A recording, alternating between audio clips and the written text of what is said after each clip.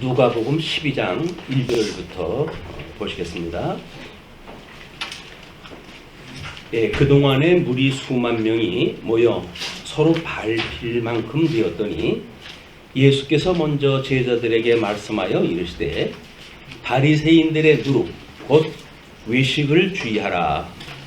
감추인 것이 드러나지 않을 것이 없고 숨긴 것이 알려지지 않을 것이 없나니 이러므로 너희가 어두운 데서 말한 모든 것이 광명한 데서 들리고 너희가 골방에서 귀에 대고 말한 것이 지붕 위에서 전파되리라.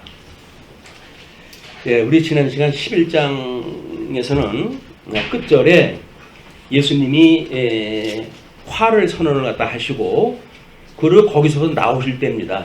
그때 서기관과 바리새인들이 거세게 달려들어 여러 가지 일을 따져 묻고 그 입에서 나오는 말을 책 잡고자 하여 노리고 있더라. 이제 예수님이 하셨던 그 말씀에 대한 것을 유대인들은 이제 바리새인들과 서기관들이 이제 이렇게 예수님을 대적했던 내용인데 그런 걸로 인해 가지고 이제 12장 내용이 어떤 논리를 가지고 설명이 되어질 거예요. 예수님은 구약 성경을 들어가지고 어떻게 하나님의 선한 선지자들이 말씀을 증거할 때 핍박을 당했는지, 그 핍박당하는 중에 하나님께서는 어떻게 언약 자손을 보호하셨는지 그 내용을 이제 소개를 하는 겁니다. 그래서 이게 성경 신학적으로 우리가 접근을 하지 않으면 논리적으로 연결시킬 수 없는 문장들이에요. 전부 사례를 들어가지고 이야기를 했기 때문에. 그래서 우리 사도행전에서도 사도들이 성경을 풀어 예수가 그리스도라 증거하니 많은 사람들이 믿고 따랐더라 이렇게 설명이 되어지거든요. 이거는 예수님을 비롯해가지고 제자들이 배운 게 뭐냐면 구약 성경이 뭘 이야기한 거지? 그거예요. 그냥 예수님이 오셔가지고 어떻게 이제 고난을 받고 십자가에 못 박아 죽으시고 그리고 부활하시고 그리고 이제 하나님 나라를 이루시는가에 대한 그런 이야기이기 때문에 구약 성경을 가지고 우리는 끊임없이 오실 메시아가 이제 연상이 돼야 되거든요. 구약 성경을 가지고. 그렇게 연상되지 않으면 구약 성경은 육적인 계시 방법으로 되어져 있기 때문에 전부 사람들의 행위를 가지고 설명이 되어져 있습니다.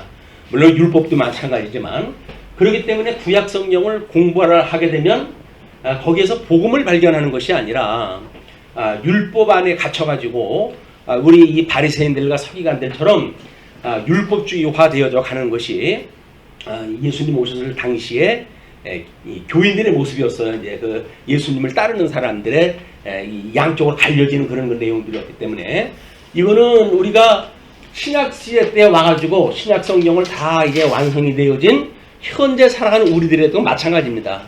우리가 이거를 종교개혁이 1647년에 이제 웨스트민스터 신앙고백이라고 하는 표준 교리를 믿음의 선배들이 우리한테 주었는데도 불구하고 그것이 교조주의화 되어지게 되면 우리는 이때 당시에 바리새인이나 서기관들 율법주의자들처럼 지금도 이래야 되는가 저래야 되는가를 교조를 따라가지고 우리가 지킨다고 생각이 드는 거예요. 유감스럽게도 그렇게 교조주의화가 되어지면 이 바리새인이나 서기관들이 구원을 못 받고 예수님한테 정죄를 받았던 것처럼 지금도 마찬가지야. 구원의 역사가 없다는 거거든요. 그렇기 때문에 종교개혁이 일어난 지 500년이 지났는데 현금에 와가지고 왜 기독교가 생명력을 잃고 있는가? 그 이야기는 표준 교리로 주어진 것을 전부 이거를 믿음으로 보는 일이 아니라 교조주의화가 되어져서 그래요. 뭐 교조주의 이게 몇십 개 쭉 그런 그 있는 것들을 전부 사람들은 외워가지고 입으로만 외워가지고 그걸 행위로 지킨다고 생각을 하는 겁니다.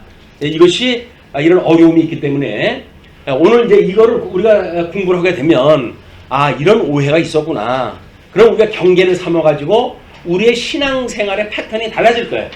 복음을 가지고 예수님을 믿는 신앙생활로 되어지는 거지 어떤 성경에 게시되어져 있는 말씀을 문자적으로 우리가 그대로 지켜가지고 구원받는다고 하는 오류로부터 진정한 자유를 얻게 되어진다. 매우 중요한 논리예요. 뭐 성경이 하나같이 중요하지 않은 것이 어디 있겠습니까만은 오늘은 특별히 주님이 가르쳐준 기도로 해가지고 기도에 대한 사례를 쭉 이야기했을 때 그 현상이 뭐냐면 바리새인들과 서기관들이 예수님을 공격했다는 거거든요. 그 이야기는 이제 자기 마음에 안 들었다는 이야기예요. 오늘날도 마찬가지로 복음을 증거하게 됐을 때 그게 공격하는 사람들이 없지 않아 있게 되어지거든요. 그렇게 할 때 우리는 어떻게 반응이 일어나게 되어지는가 이거를 이 성경 구절을 통해 가지고 기억을 해낼 수가 있을 거라고 보여집니다.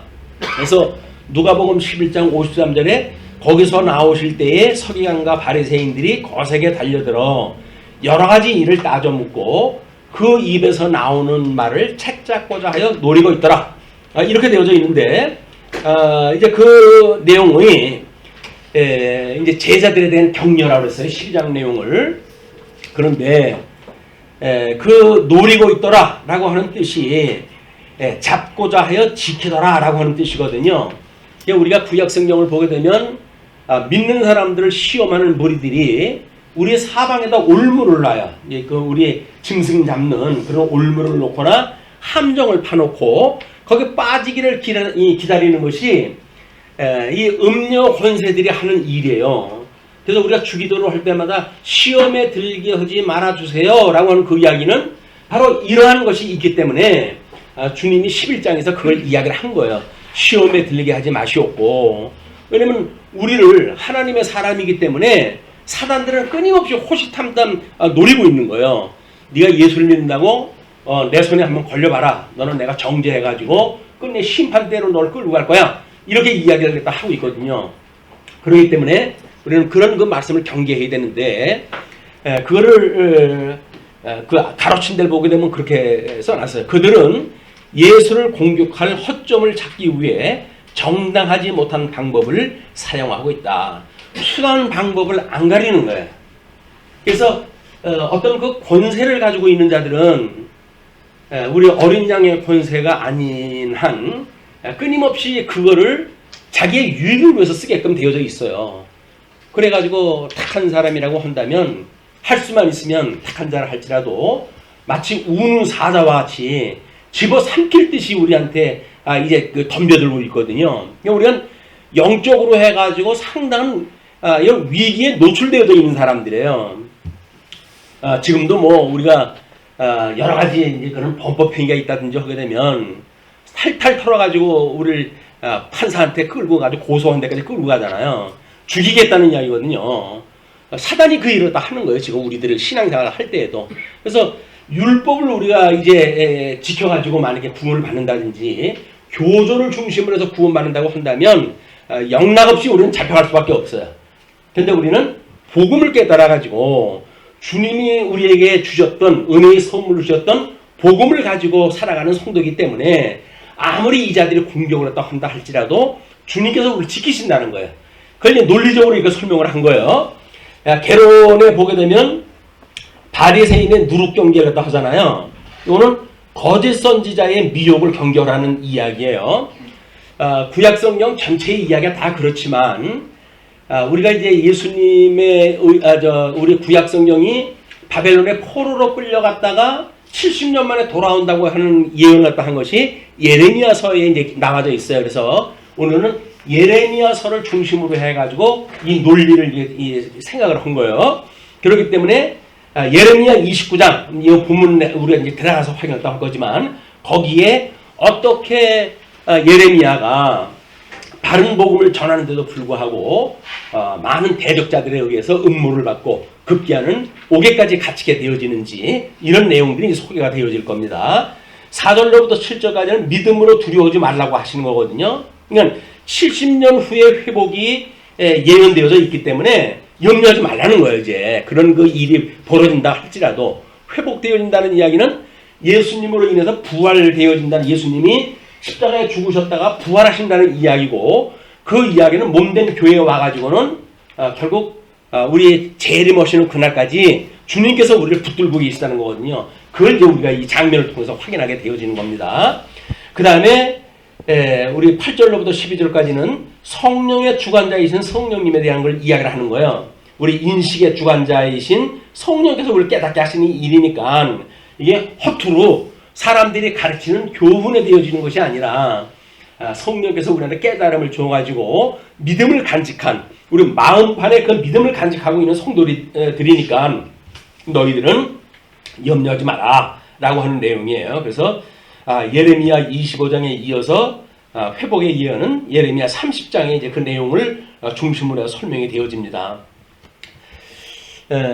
오늘은 이제 우리 성례식이 있어요. 이제 세례식도 있고 성찬도 있고 그러기 때문에 시간이 조금은 짧을 것 같습니다. 그래서 12절 정도까지나 갈까 모르겠어요. 네, 그렇게 보시고 그렇기 때문에 우리가 이제 12절까지 성령께서 깨닫게 하시기 때문에 70년 만이면 다시 돌아온다 라고는 믿음을 가지고 있음에도 불구하고 하나님께서 이제 부자의 비유로 탐심을 경계하는 내용이 부자들의 약속된 회복 참여 거부라고 하는 역사적인 사실이 이제 있게 되어지거든요.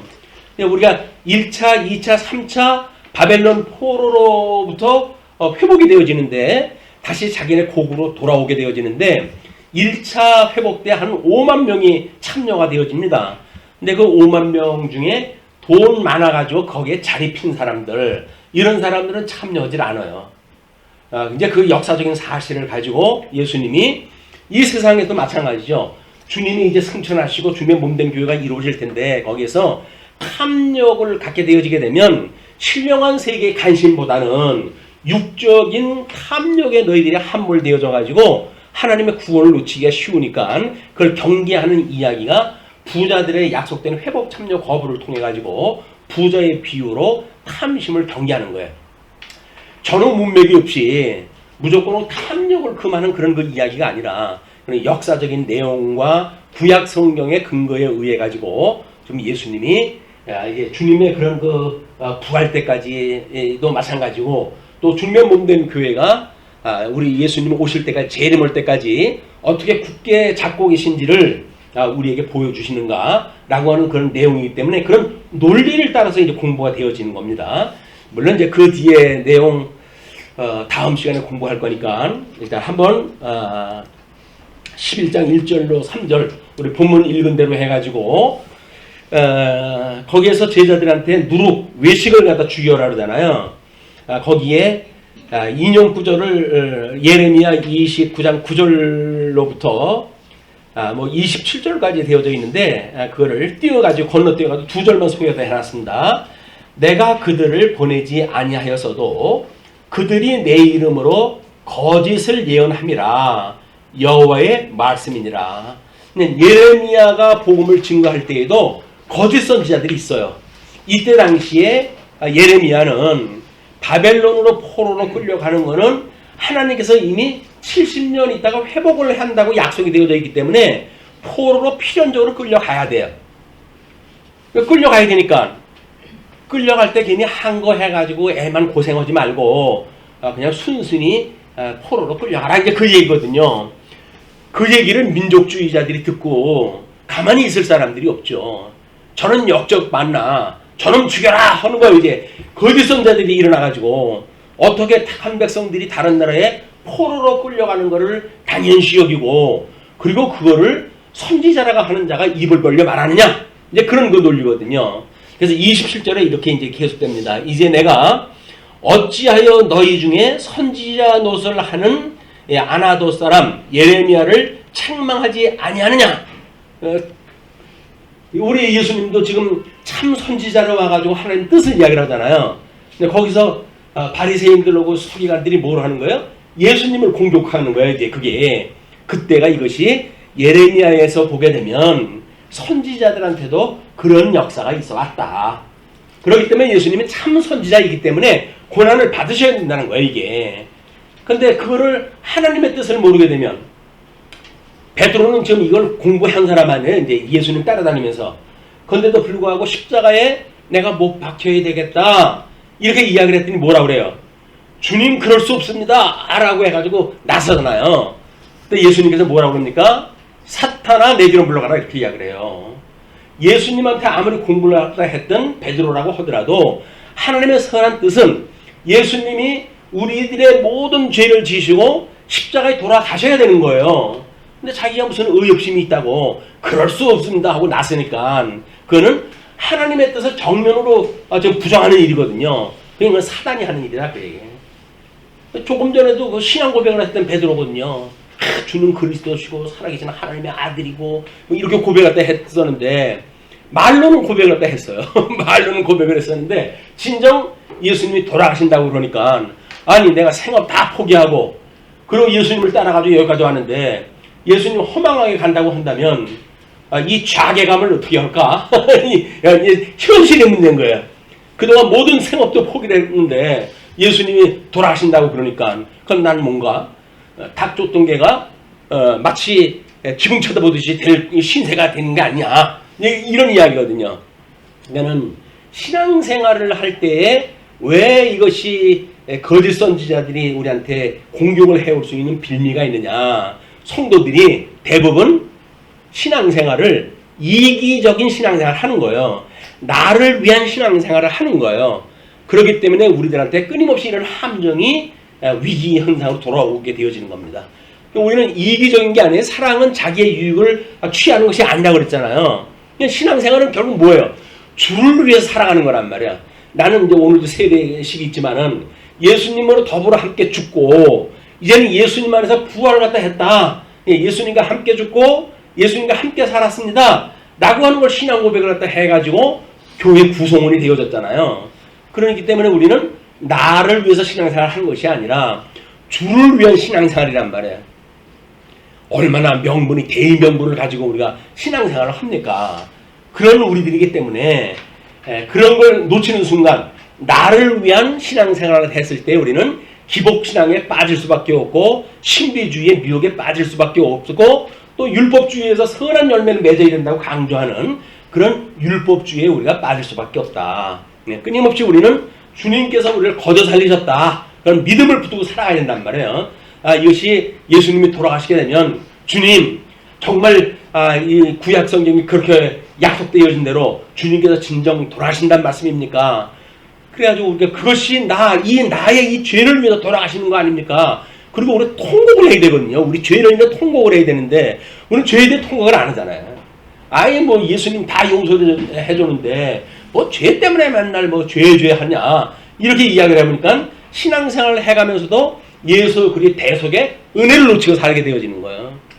대속을 갖다 해서 우리를 죽었던 날에 살리셨는데도 불구하고 별로 그렇게 은혜의 감동이 없어요. 아이 뭐 예정됐으니까 그랬지 내가 언제 살려달라고 그랬어 뭐 어쨌어 라고 이야기를 하는 삭막한 신앙생활 할 수밖에 없다.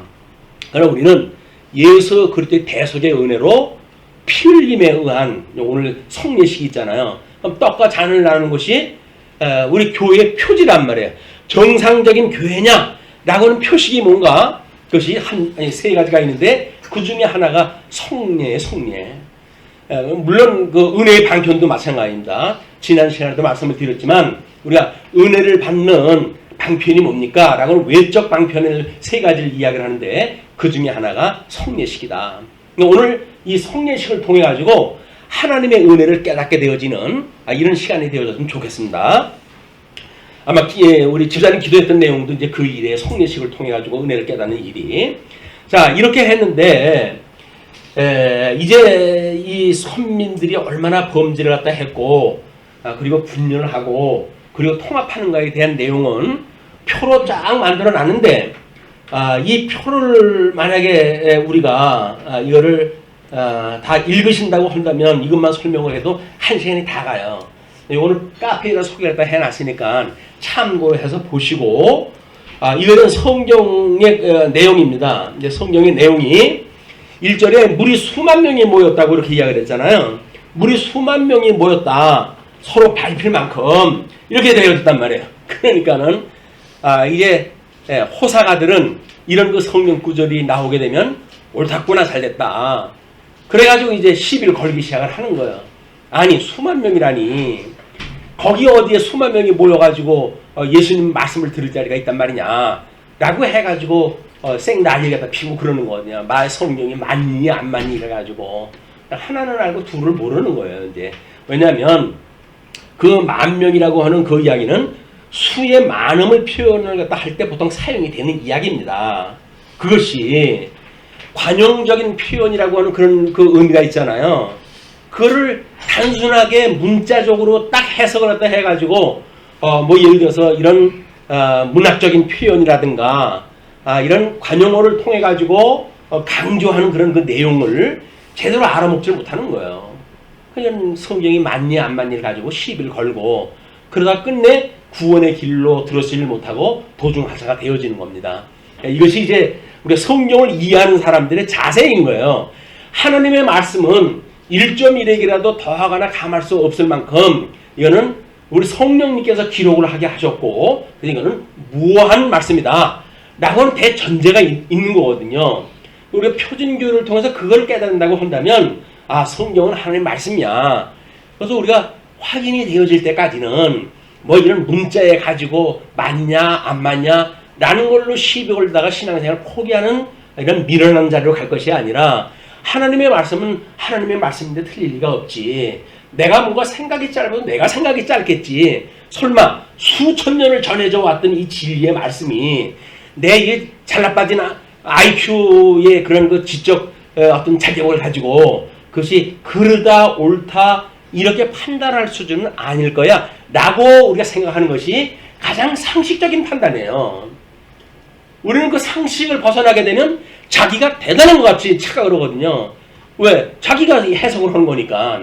근데 자기의 오류라고 하는 그 이야기는 수많은 이거 우리 아마 우리 이 데이터로 이야기를 하게 되면 AI의 뭐 입력되어져 있는 정보 이상만큼 그런 역사적인 이게 그 정보를 가지고 있는 거거든요. 집적되어져 있는 정보를 겨우 성경 구절 하나를 가지고 자기가 판단한다는 이야기는 우리 지적 이해에 대한 몰 이해로부터 온다. 그래서 우리가 사회적인 것도 마찬가지입니다. 많은 그런 그 이론이 있다고 할지라도 거기에 집단 지성이 얼마나 위대한지는 성령이 아니라고 하더라도 일반 사람들의 생각을 갖다 할 때에도 이 지적인 그런 단체 어떤 그런 그것에 의해 가지고 진리가 우리가 보통 수용되고 그러잖아요. 근데 그거를 자기가 무슨 대단한 그런 존재라고 생각이 들어가지고 성경 논리를 부정한다든지 하는 그런 일은 나중에 해도 듣지 않다. 먼저 배워야죠. 배우지도 모르고 모르는 사람이 어떻게 판단을 합니까? 이런 오해는 사람들이 합리적인 생각을 가지고 있기 때문에 그런 거거든요. 근데 그 합리적인 세계 속에서도 집단 지성이라고 하는 그런 힘이 작동되어지고 있기 때문에 개별적인 만약에 지성적인 작용이 나온다고 한다면 경계해야 돼요. 내가 경거망동할 게 아니지 라고 해가지고 한 발 물러서서 살펴보고 또는 연구하고 이렇게 해야지. 뭐 별로 대단하지도 않은 사람이 대단한 것처럼 착각을 갖다 해가지고 그런 우를 범하는 일을 성경에서는 미련한 자다 이렇게 이야기하는 겁니다.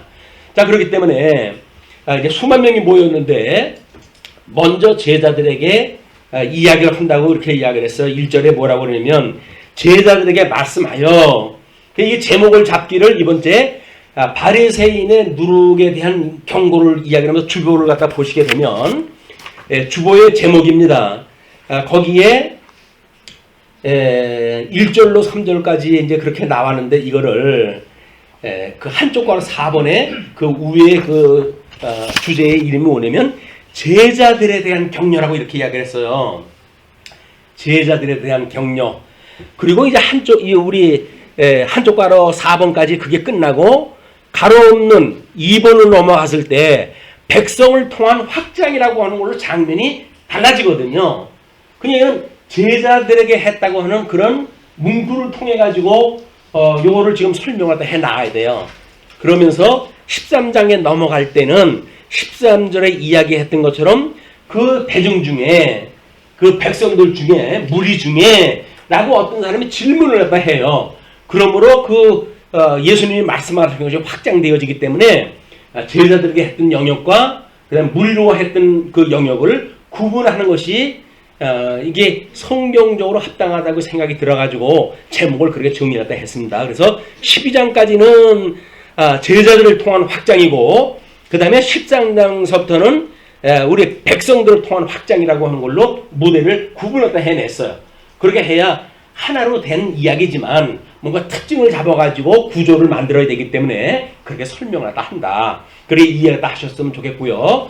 그래서 먼저 제자들에게 격려하는데 대상이 제자라고 하는데 이제 포커스가 맞춰져 있는 거예요. 그래서 청중들이 1절에서부터 12절까지는 대상에서 일단 제외가 된다. 왜냐면 예수님이 제자들한테 이야기하신 내용이니까. 그래서 신앙의 절개의 요청 또는 바리새인들의 누룩 곧 외식을 경계하심 막 이런 것들이기 때문에 일단은 제자들한테 했던 그런 그 이야기로 이해가 되어져 있는 거예요. 그 다음에 2절에 넘어가게 되면 감추인 것이 드러나지 않을 것이 없고 숨긴 것이 알려지지 않을 것이 없다라고 이야기 되어져 있잖아요. 그 이야기가 우리 8장 17절에도 한번 나왔던 내용이에요. 이게 그때도 설명이 되었던 내용이지만 바로 바리새인들의 외식이나 행위의 허사 그런 게 얼마나 헛된 일인지를 하나님께서 다 드러내야 한다는 거거든요. 우리 시편 1편과 2편을 언약시라고 그러는데 1편은 하나님 복에 대한 의에 대한 언약시고 2편은 나라에 대한 언약시예요.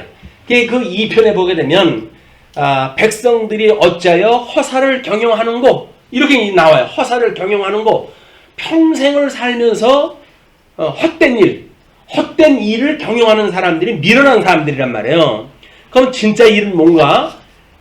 우리 하나님이 보낸 자 예수를 믿는 것 그게 하나님의 일이니까 정말 우리들이 해야 될 일은 뭐냐? 믿음을 가지고 가는 일이에요. 믿음을 가지고 살아가는 일이 참된 일이고 그다음에 헛된 일이라고 하는 그 이야기는 그걸 믿지 않고 세상 사람들이 그냥 흘러가는 유행 따라 살아가는 그런 삶이야말로 헛된 삶이다. 진리의 세계가 심오하기에 이루 말할 수가 없죠. 그걸 추구하기 위해 가지고 일반 철학을 연구하는 사람들도 평생을 여기에 몰입을 했다 합니다. 그런데 성경을 가지고 우리가 하나님께서 이 은혜를 깨닫게 하신다는 이야기는 실로 놀라운 은혜의 선물이에요. 이게 우리가 일주일 이렇게 나오셔서 말씀을 들을 때 생명의 말씀이라고 생각을 하시면서 귀담아서 우리가 들을 필요가 있는 겁니다. 그렇게 해가지고 좀 우리 11장 52절에서 이제 나오게 되어지거든요. 누룩과 곧 외식을 조심해라 그런 그 이야기가 그냥 거듭 반복해서 이게 나와요. 누룩을 갖다 준비하라, 조심해라 그 이야기는 누룩이라고 하는 그 이야기는 제자들이 이제 예수님이 오병이어의 역사를 피하고 그리고 강을 건널 때 배를 탈 때 이제 너희들은 바리새인들의 누룩을 조심해라 이렇게 이야기를 했더니 제자들이 뭐라고 그럽니까? 무슨 말씀을 하냐? 옆에 친구한테 물어봐요. 제자들끼리. 난 모르겠는데 우리 도시락 안 가져왔다고 그러시는 거 아니야? 도시락 이야기를 하는 거예요. 예수님이 그걸 듣고는 야 내가 이 떡덩어리 5개 하고 물고기 2마리를 가지고 먹이고 남은 것이 얼마나 많더냐. 5병 2연이 4병 2연이 이런 걸 가지고 표적을 다 보여줬거든요. 그런데도 불구하고 제자들이 기껏 한다는 얘기가 도시락 안 가지고 왔다고 그러시는 거 아니야? 라고 이야기를 하니까 예수님이 얼마나 기가 막히겠어요. 그래도 성령이 오셔야 이제 그 문제가 해결이 되어지니까 예수님은 그걸 경계하시고 그냥 지나가거든요. 우리가 끊임없이 성령의 강구함을 빌어야 되는 이유가 기도하는 것을 빌어야 되는 이유가 일용할 양식을 주시옵고라고 기도를 하라 그러잖아요. 주기도를 했을 때. 그러니까 일용할 양식을 우리가 먹는다는 이야기는 그만큼 중요한 일이에요. 하나님의 말씀을 가지고 인생사를 생각하고 이렇게 해야 되는데 그게 없으면 그냥 합리적인 생각, 세상의 유행대로 살아가는 일들 이런 걸 가지고 판단하다 해야 되니까 우리가 뭐 이웃나라만 하더라도 우리하고 생각세계가 얼마나 달라요. 우리가 선하다고 하는 걸 이웃나라에서는 그걸 악하다고도 설명이 되어지고 그러거든요. 그러니까 여기서 얼마만 가도 다른 나라에서 딴소리를 갖다 하는데 우리가 어떤 걸 진리를 가지고 살아간다는 이야기는 매우 중요한 이야기입니다. 이거는 우리 뭐 수천 년의 역사 또는 뭐 이 지역으로 하는 전 우주적인 그런 공간 속에서도 우리가 이 공통적으로 진리라고 믿어지는 이야기이기 때문에 이 진리를 붙들고 사는 것이 우리들의 보람이다. 끊임없이 하나님 앞에 일용할 양식을 주세요라고 기도할 이유가 있는 겁니다. 그 다음에 3절에 이제 골방에서 그러므로 너희가 어두운 데서 말한 모든 것이 광명한 데서 들리고 너희가 골방에서 귀에 대고 말하는 것이 지붕 위에서 전파되리라 라고 했던 내용도 은밀히 들은 것을 담대히 공개적으로 전파하는 이야기입니다. 예수님은 지금 6월절 때까지는 돌아가시면 안 되잖아요. 왜냐면 6월절 어린 양으로 돌아가셔야 되기 때문에 구약성경에 약속되어진 대로 예수님이 돌아가신다는 이야기는 6월절 어린 양으로 돌아가셔야 되거든요. 그리고 이제 성전 휘장이 갈라짐으로 해가지고 성전으로 해가지고 부활하시고 그리고 승천 이 부활하신 이후에 대제사장의 역할을 해가지고 승천을 또 하신단 말이에요. 그래서 예수 그때 죽으심, 어린 양으로 죽으심, 그다음에 성전으로 부활, 그다음에 제사장으로 승천, 그 세 가지가 제사의 3대 요소라고 그랬어요.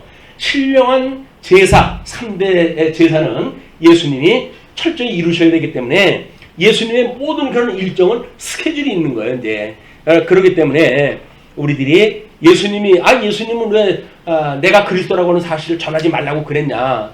어디서는 전하라고 그러고 어디서는 전하지 말라고 그러고 성경이 왜 이렇게 모순이냐라고 이야기하는 것도 마찬가지예요.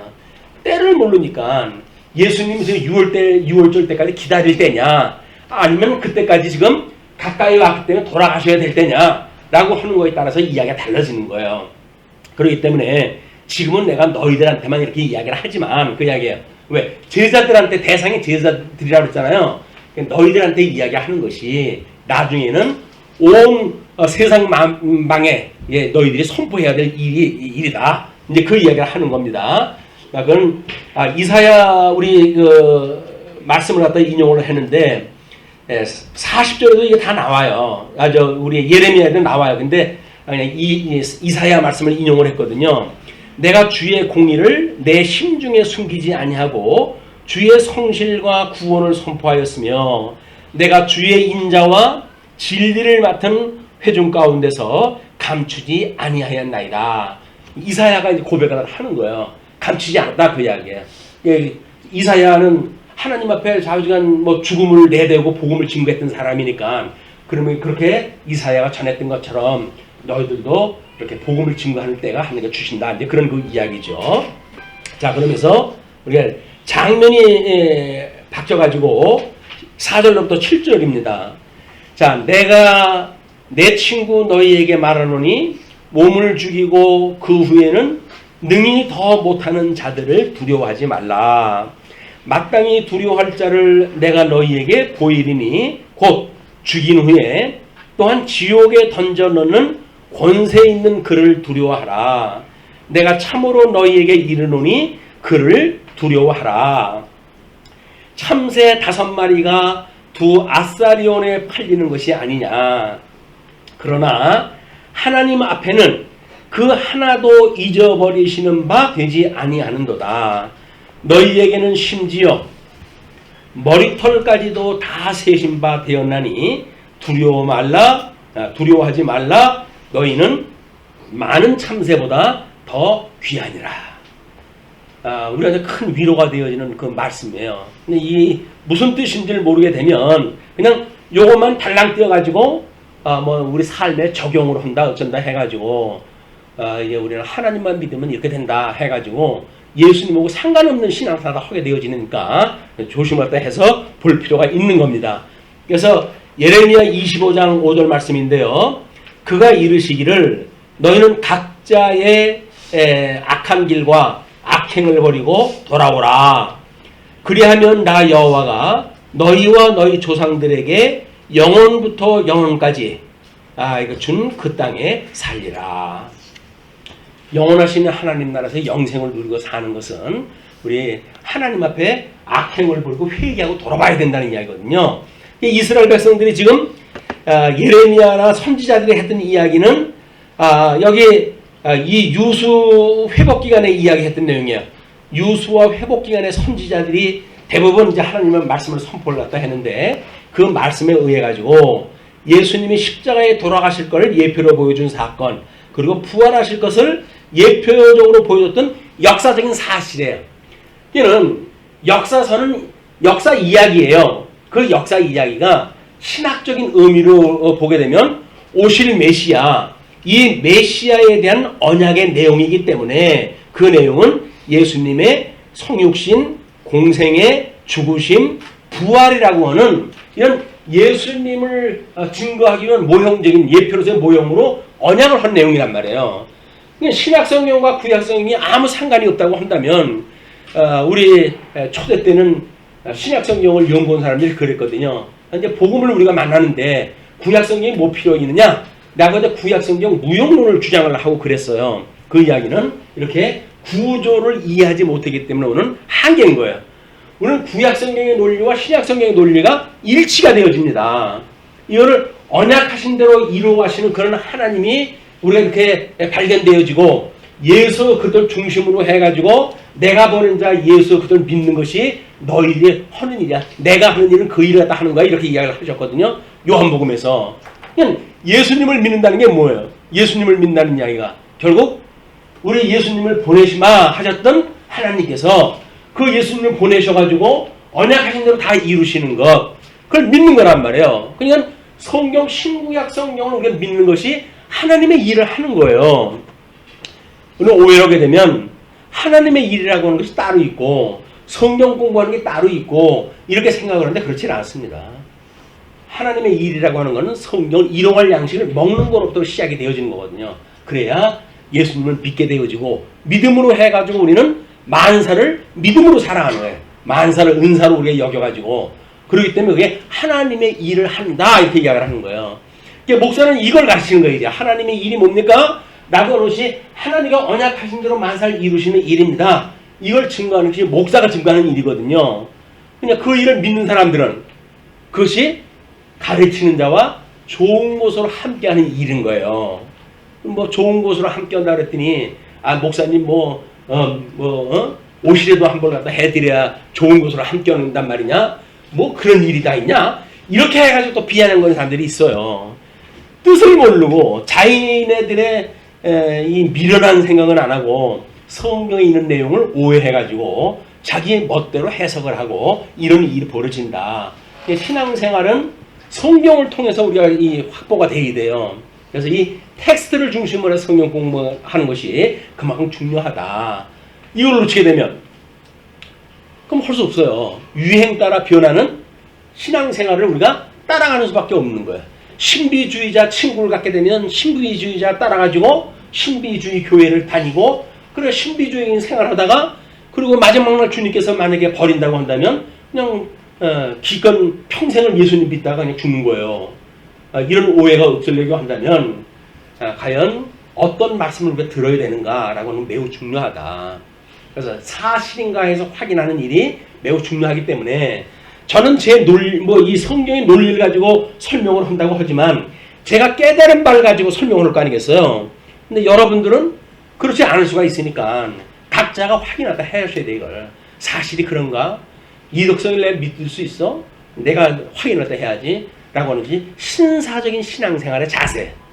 예, 우리 그 사도행전에 등장했다 하는 것처럼. 그래서 베레와 교인들이 얼마나 이제 신사적이었던가 이런 그 일들 이런 그 이야기에 대해서 성경을 확인한 사람이 신사적인 사람이다. 자, 이제 그렇게 해가지고 다음 부로 이제 넘어가게 되면 이 개론 내용이거든요. 그래서 4절로부터 7절까지는 하나님을 믿고 두려워하지 말라고 하셨던 내용이에요. 그래서 우리 이제 예레미야 그 이야기는 아까 본문 읽었을 때 확인했던 내용이고요. 12장 4절에서 우리가 주의되어질 것이 뭐냐면 내가 내 친구 너희에게 말하니 예수님께 친구라고 했어요. 친구라고. 제자들한테 친구라고 이야기를 했어요. 신분의 상승 같은 걸 느끼십니까? 주님이 오늘 우리 보고 너는 내 친구야.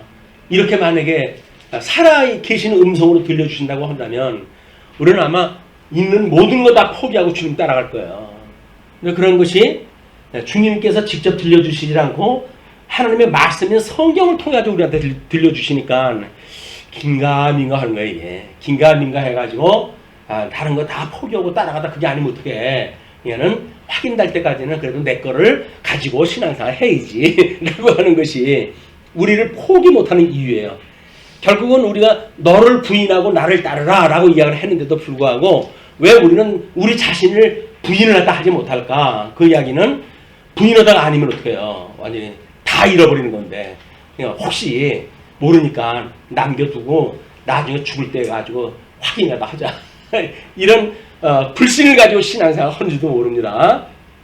자, 그러면 예수님에 대한 내 친구라고 이렇게 이야기를 했는데 거기서 그 4절에 내 친구 너에게 말하노니 몸을 죽이고 그 후에는 능히 더 못하는 자들을 두려워하지 말라.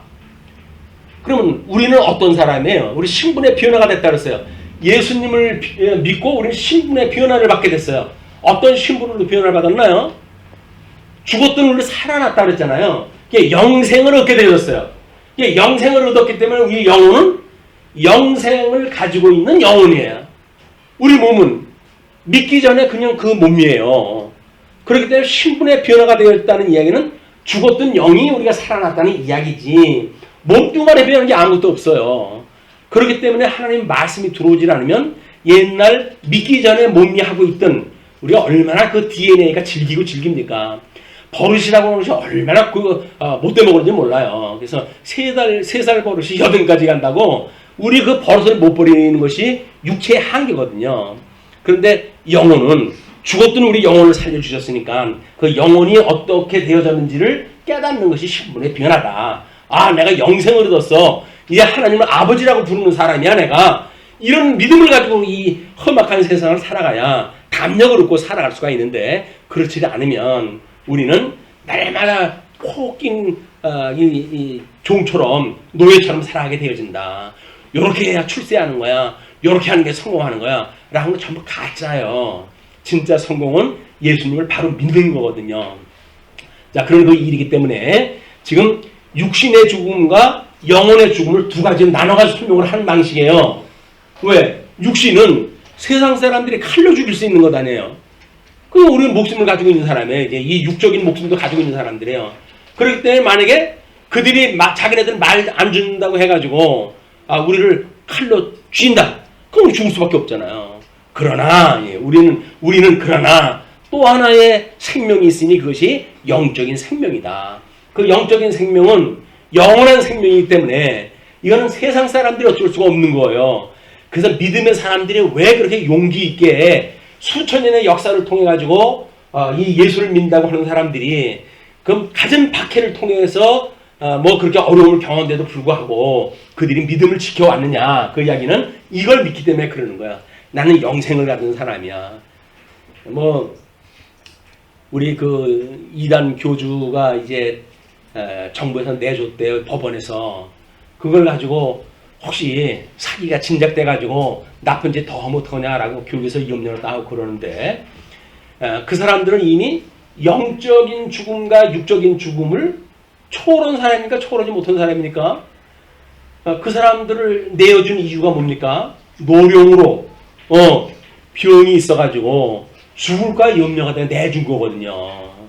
아니 영생을 얻은 사람이라고 한다면 자기가 재림 그 예수 만약 보혜사라고 한다면 그걸 가지고 왜 거기서 죽음을 얻대서 육신이 죽는 게 뭐 대수라고 나 내버려 달라고 아우성을 치고 그래요. 그냥 그 감당할 수가 없는 거예요. 그 사람 믿음이. 그 믿음은 이미 가짜인 것이 온 세상에 선포가 되어진 거예요.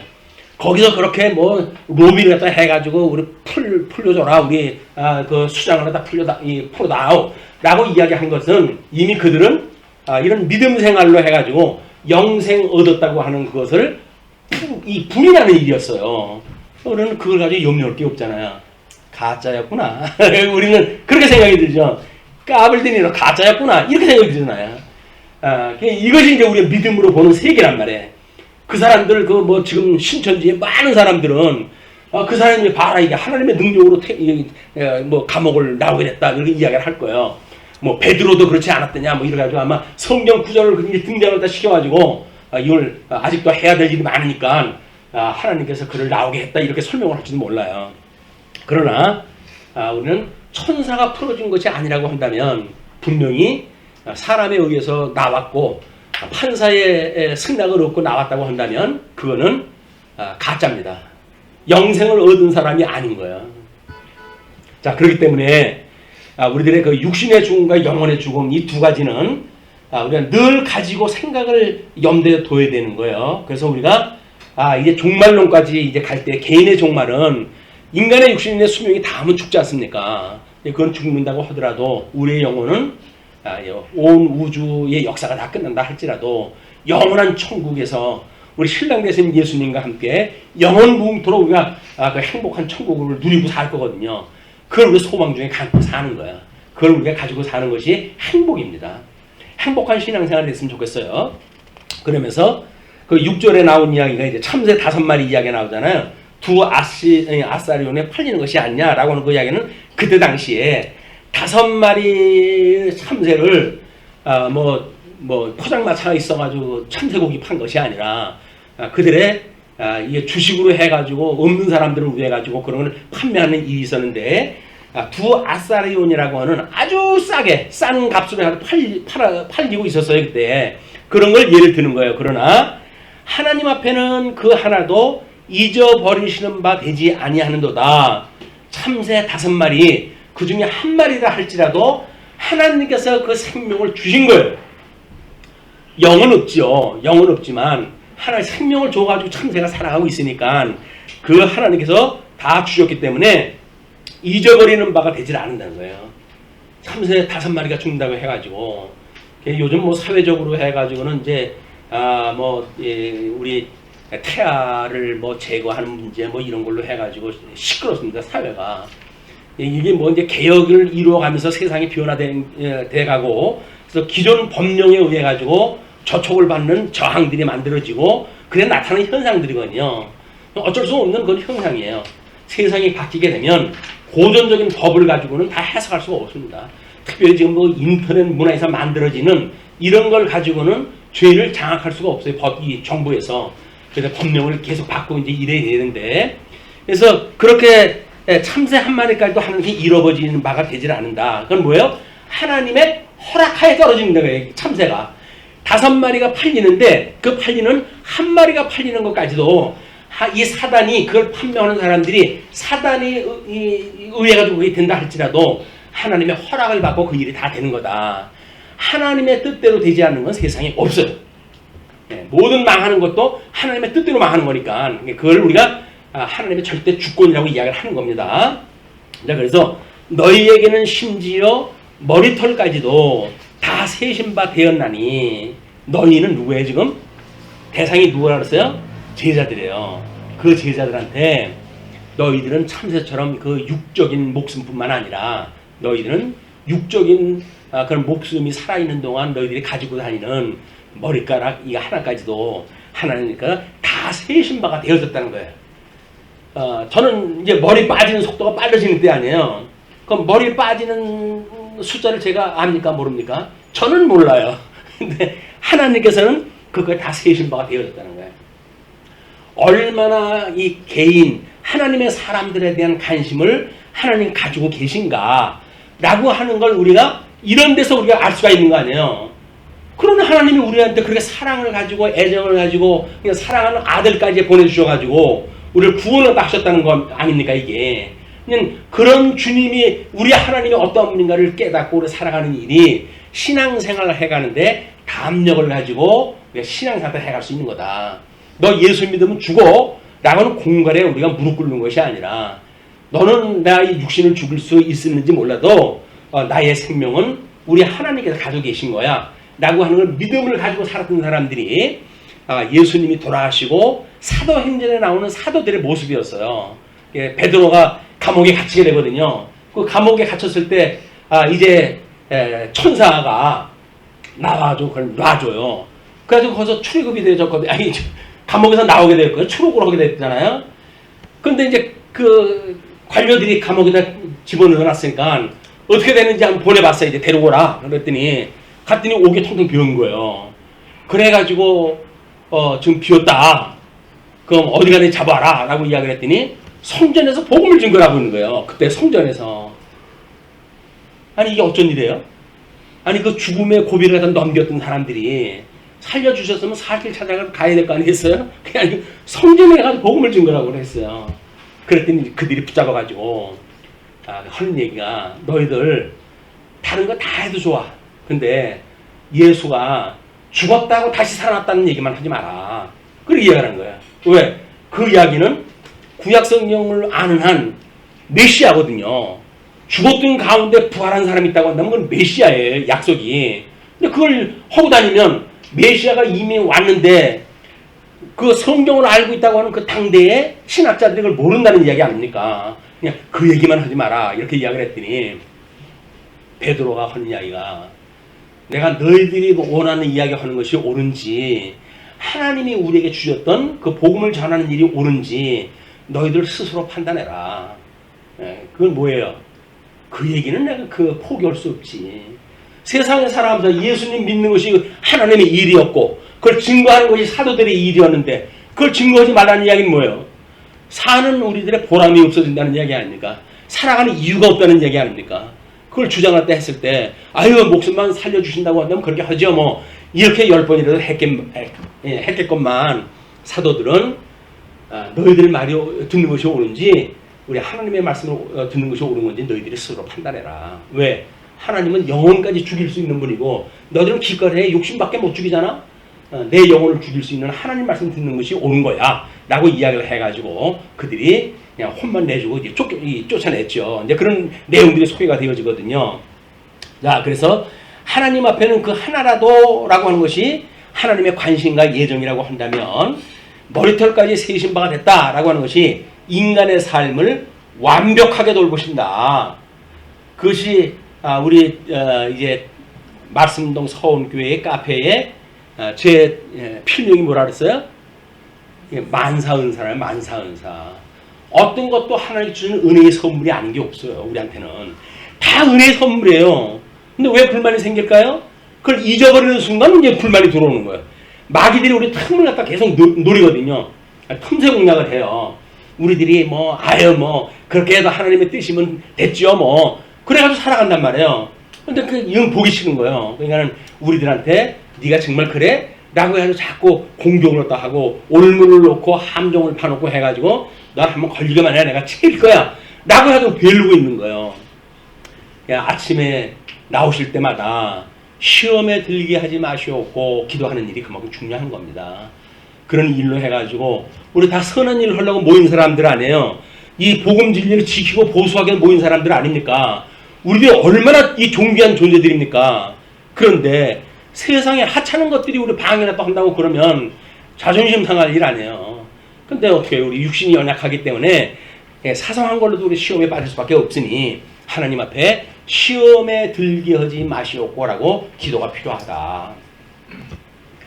7장 1절로부터 4절까지 한 내용 중에 있던 내용들이 다 그거를 우리가 제대로 깨달게 되면 하나님 나라의 백성으로 살아가는데 하나님께 보호하신다고 하는 걸 깨달을 수가 있다 그 얘기죠. 거기서 수많은 성경 구절을 이야기를 했어요. 사무엘상 또는 열왕기상 사도행전 말씀을 통해 가지고 소개가 했는데 기록에 그렇게 나와져 있으니까 읽어드리지는 않습니다. 이거는 카페에 보시게 되면 찾아보기가 이제 번거롭고 할까봐 여기까지 해놨어요. 또 우리 이거 녹화하는 집사님이 성경 구절 좀 제발 넣어달라고 그래가지고 이거를 일주일 내내 머리를 써가지고 어떻게 하면 그게 충족될까 해가지고 이 방식으로 지금 한 거거든요. 얘는 아주 말씀이 증거하는 것이 필요하다.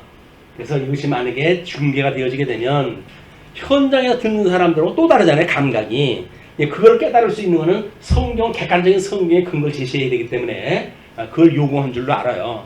그래서 이렇게 돼서 앞으로도 아마 이렇게 이제 진행이 되어질 겁니다. 그럼 며칠 이제 연구 갖다 해가지고 이렇게 나올 거니까 참고를 갖다 하셨으면 좋겠어요. 자, 그리고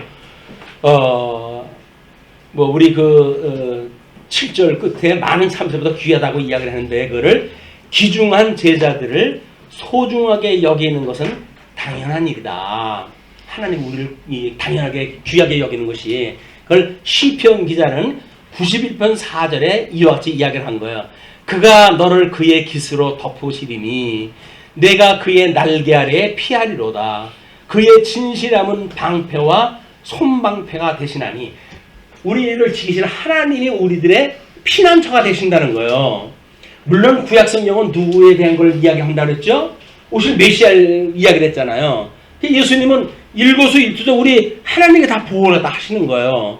우리는 그 예수님하고 이제 뭐가 됐어요? 친구가 됐고, 우리가 신부가 되어졌고, 한 몸이 되어졌잖아요. 그러면 예수님 보호하시는 하나님은 우리들은 몸뚱아리 빼고 머리만 보호하실까요? 몸까지 보호하시겠죠. 그랬을 때 우리가 하나님이 우리들의 분깃이 되셔가지고 이렇게 은혜 중을 보호하셔라고 하는 구약 성경으로 넘어갈 수가 있는 거예요.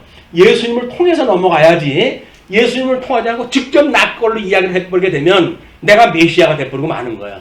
구약 성경은 오늘 메시아에 대한 이야기이기 때문에 구약 성경을 직접 적용을 했다 한다는 이야기는 말이 안 됩니다. 성경 해석상 맞지 않아요. 그거는 예수님으로 인해가 다 이루어졌고 예수님을 통해서 확인되어지고 그 예수님을 우리는 한 몸이 되어졌으니까 예수님을 보호하시는 하나님이 우리를 보호하시는구나 라고 하는 믿음의 영역으로 확장이 되어지는 겁니다. 그래야 예수님 믿는 맛이 더 있는 거예요. 그리고 그에 대한 가치가 더 큰 거예요. 예수님 믿어야 가능해지니까 예수님 안 믿고 하나님이 다 하시는 일이야 라고 하는 것만 믿으면 그러면 그 다음서부터는 우리 구원파처럼 구원받았는데 뭐 일이 필요해? 라고 해야 자기 멋대로 살아가게 되어지거든요. 근데 이런 해석 방법으로 우리 해석이 되어져야 예수님을 믿는 것이 너무나 소중한 거예요. 예수님이 아니면 나는 아무것도 아닌 거예요. 그래서 그 예수님을 믿는 일이 너무나 중요하고 그 예수님 때문에 내가 이런 하나님의 복을 누리고 살게 되어졌다고 하는 이런 믿음을 갖게 되어지는 거다. 예수님을 믿는 일이 기독교지 하나님을 믿는 것은 유대교예요. 유대교도 하나님을 믿습니다. 그들 하나님 믿잖아요. 유대교가. 근데 기독교는 뭘 믿어요? 예수를 그리스도로 믿는 거예요. 그런 사람들이 모인 것이 대한 예수교 장로회인 거예요. 우리 소속이. 이 장로교, 이 예수교 장로회 사람들이 나는 하나님을 믿어요. 하늘 만사를 다 섭리해 가셔요. 라고 하는 그런 어줍지 않은 신론을 가지고 우리의 신앙생활을 유지한다고 하면 그건 거짓말이에요. 왜? 환란이 오게 되면 금방 포기할 거니까. 근데 우리 예수님 안에 예수님의 고난에 참여했던 사람들만이 주님 오시는 그날까지 주님께서 우리를 붙들어 주신다라고 하는 거기 때문에 예수님을 믿어요 라고 이야기를 하는 거예요. 당신은 뭘 믿으세요? 그러면 하나님 믿죠 라고 이야기를 하는 거는 우상 믿는 사람도 다 하나님 믿는다고 이야기를 해요. 그러니까 엘로힘이라고 하는 것이 일반 명사거든요. 보통은 우상들이 다 쓰는 명칭이에요. 물론 성경에서 삼일체 하나님을 이야기를 하지만 세상에서 성경을 모르는 사람들은 전부 그거를 자기네 신앙들한테 이야기를 해요. 왜? 능력들 그런 그 이야기는요. 그러니까 능력 있는 것은 자기네 신이 능력 있다고 믿죠. 우리 로마 사람들은 어떻게 했어요? 로마의 그런 그 황제가 하나님의 아들이라고 믿었던 사람들 아닙니까? 그렇기 때문에 하나님을 믿는다고 하는 그 이야기는 무신론자들도 할 수 있는 이야기이기 때문에 철저하게 나는 예수님을 믿어요 라고 콕 집어가지고 이야기를 해야 돼요. 그 예수님을 믿어야 하나님의 은혜 가운데 우리가 있다고 하는 걸 깨닫게 되어지기 때문에 그렇습니다. 아주 매우 중요한 일이에요. 자, 그러면 이제 8절로부터 이렇게 성경이 이제 이어져 갑니다. 이제 성경 8절의 이야기는 개론적으로 봤을 때 12절까지 성령의 주관에 의해서 주를 믿는다는 이야기인데요. 내가 또한 너희에게 말하노니 누구든지 사람 앞에서 나를 시인하면 인자도 하나님의 사자들 앞에서 그를 시인할 것이요. 그러니까 여기까지만 우리가 문장을 읽고 그리고 이걸로 일단 강론은 마치겠습니다. 그리고 다음에 남은 시간에 나머지 부분을 할 거거든요. 이렇게 이야기를 하니까 더 자세하게 성경 공부되는 것 같지 않나요? 오늘 처음 듣는 우리 친구는 어때? 알아들을만 하겠지? 무슨 얘기인지 알아들을만 해? 오늘 세례를 받는 우리 친구는 어때? 알아들을만 하겠어? 어저께 유감스럽게도 시간을 밤을 갖다 잠을 덜 자는 그런 프로그램을 가졌기 때문에 아마 좀 불충하게 들렸을지 몰라요. 다시 한번 재방송 듣기 바랍니다.